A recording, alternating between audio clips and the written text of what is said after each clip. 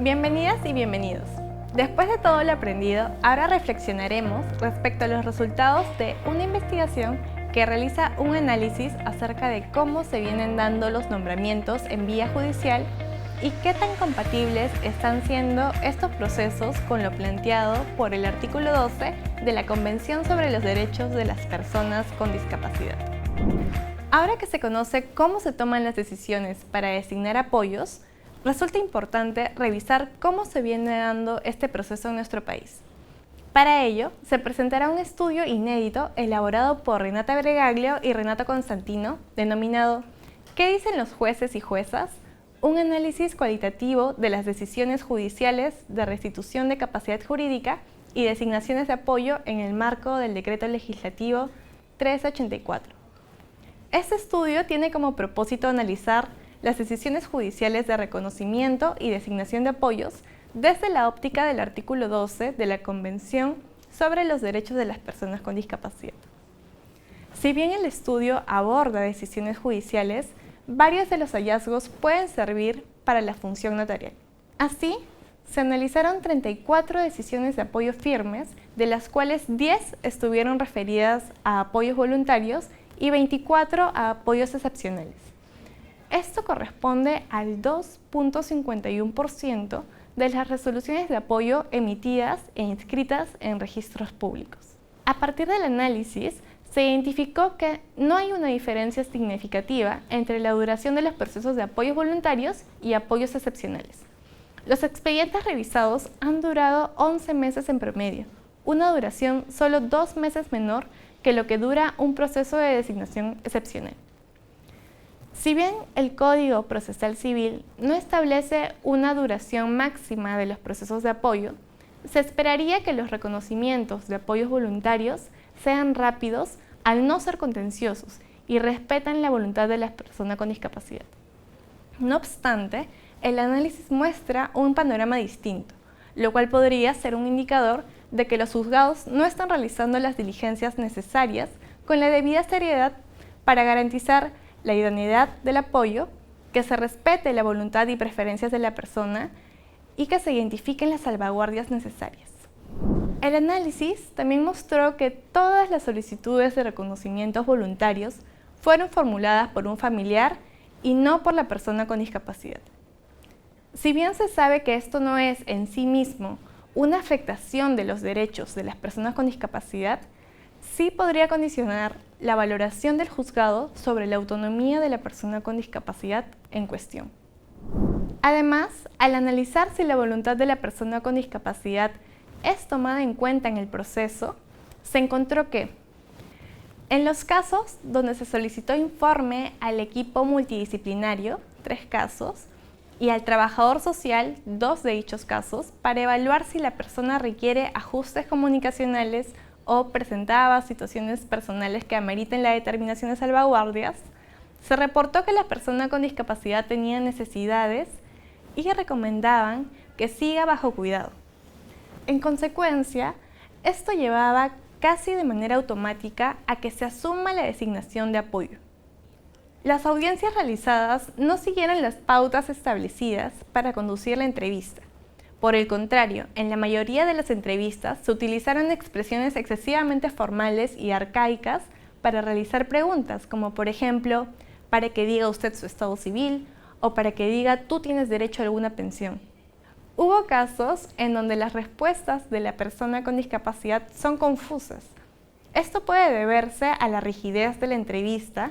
No obstante, es necesario que esto sea advertido por el juzgado y se generen nuevas preguntas para asegurar que la persona comprende lo que está ocurriendo en la audiencia y reafirme su voluntad de nombrar un apoyo. A pesar de que 6 personas manifestaron formalmente estar de acuerdo con el apoyo, los juzgados no verificaron que estas personas sepan claramente qué funciones tendría. Por el contrario, solo se pregunta de manera general, ¿quieres que sea tu apoyo?, sin desarrollar de qué trata esta figura. En un caso, la persona con discapacidad manifestó no querer apoyos. No obstante, el juzgado no valoró ello adecuadamente y en lugar de aceptar su voluntad, requirió opinión favorable del psiquiatra. De igual manera, en otro caso, se dejó constancia de que el resto de la familia estaba de acuerdo con la designación. Ante todo esto, se puede concluir que la persona con discapacidad, sus necesidades, voluntad y preferencia no son protagonistas en estos procesos. Inclusive, cuando se presentan situaciones de indicios de que la persona efectivamente no manifiesta voluntad, no se activan las garantías del artículo 659E, orientadas no solo a adaptar la comunicación, sino a hacer los esfuerzos para identificar la voluntad y preferencias de la persona y designar como apoyo a quien mejor las conozca. Veamos el proceso de aplicación de las medidas de salvaguardias. Se sabe que a partir del Código Civil, en estos procesos solo se pueden adaptar a salvaguardias dadas a la persona. No obstante, se ha evidenciado que la falta de claridad legislativa lleva a que los juzgados impongan las salvaguardias a los reconocimientos de apoyo con una mirada inconsistente con el artículo 12.4 de la Convención sobre los Derechos de las Personas con Discapacidad. Por ejemplo, no existe un estándar de periodicidad de las visitas, pues en algunos casos las visitas del equipo multidisciplinario pueden ser semestrales, anuales o no se establecen visitas. Inclusive, en 3 resoluciones se encontró que se plantea una salvaguardia genérica o tautología sin explicación, al no exceder los alcances del artículo 659b. Esta norma está referida a las funciones del apoyo y no puede entenderse como una norma que prescribe salvaguardias. En un caso, se estableció como salvaguardia a otras personas cercanas, determinando que los hijos, que no son apoyos, alerten de irregularidades en la relación de apoyo. Esta fórmula podría servir para mantener una vigilancia sobre la relación entre el apoyo y la persona con discapacidad sin que esto genere costos. Sin embargo, trasladar a un tercero la función de controlar la relación del apoyo dada al juez desnaturalizaría la institución. Ahora veremos los resultados del análisis de las designaciones de apoyos excepcionales. Así, el estudio evidenció que la evaluación de la capacidad de manifestar voluntad consistió en una entrevista para verificar que la persona con discapacidad no responde a las preguntas planteadas oralmente. Así, no se observó un esfuerzo en coordinación con el equipo multidisciplinario para identificar los formatos comunicacionales compatibles con la persona con discapacidad, ni para consultar la posibilidad de manifestar una voluntad frente al acto jurídico que debe realizarse. Más bien, el informe y la entrevista parecen ser formalidades para indicar que se ha cumplido con las indicaciones procesales. Por el contrario, lo que debería suceder es que el equipo multidisciplinario le comunique al juez si es que hay medidas que tomar para garantizar la comunicación y que, aplicando dichas medidas, el juez celebre una audiencia donde la persona tenga la oportunidad de entender y responder. Además, se requiere que los jueces escuchen y respeten la voluntad de la propia persona con discapacidad. En 10 casos, la solicitud de apoyo apela a la función de cuidar o cubrir necesidades y no a la necesidad de designar apoyos para actuar en el derecho. Esto sería una persistencia del mencionado artículo 576 del Código Civil y desnaturaliza la función de los apoyos excepcionales. En los casos analizados, no hay una total claridad sobre la necesidad de la representación. Inclusive, en 3 casos no se indica dicho poder a pesar de que se ha designado un apoyo excepcional. En todos los casos revisados, la identificación del apoyo idóneo no ha sido controvertida. Se designa familiares y en la mayoría de los casos existe un acuerdo familiar. Así, los únicos esfuerzos identificados para evaluar la idoneidad del apoyo son la revisión de antecedentes penales y el registro de deudas. Esta práctica sin duda se alinea al mandato del artículo 12.4 de la CDPD de impedir los abusos y son útiles en los casos de apoyos relacionados con el manejo de dinero y bienes. A pesar de ser un requerimiento de la ley el que no sean apoyos excepcionales personas con condena por violencia familiar o sexual, solamente en 4 casos se revisaron los antecedentes penales para evitar esta clase de situaciones. Los juzgados no hacen esfuerzos para identificar la voluntad o las preferencias de la persona para los actos que se plantean. De acuerdo con el artículo 659E, el apoyo excepcional tiene poder de representación, pero debe estar de acuerdo con la voluntad y la preferencia de la persona. Sin embargo, si estas no quedan plasmadas en la sentencia, resultará imposible verificar si el apoyo cumplió sus funciones o no. Esta falta de protección deja a la persona con discapacidad en una situación de vulnerabilidad que no era deseada por la reforma. En relación con las salvaguardias, en 6 casos estas no fueron establecidas y en 5 de ellos se hizo equivocada referencia a la cláusula genérica del artículo 659b sobre funciones de los apoyos.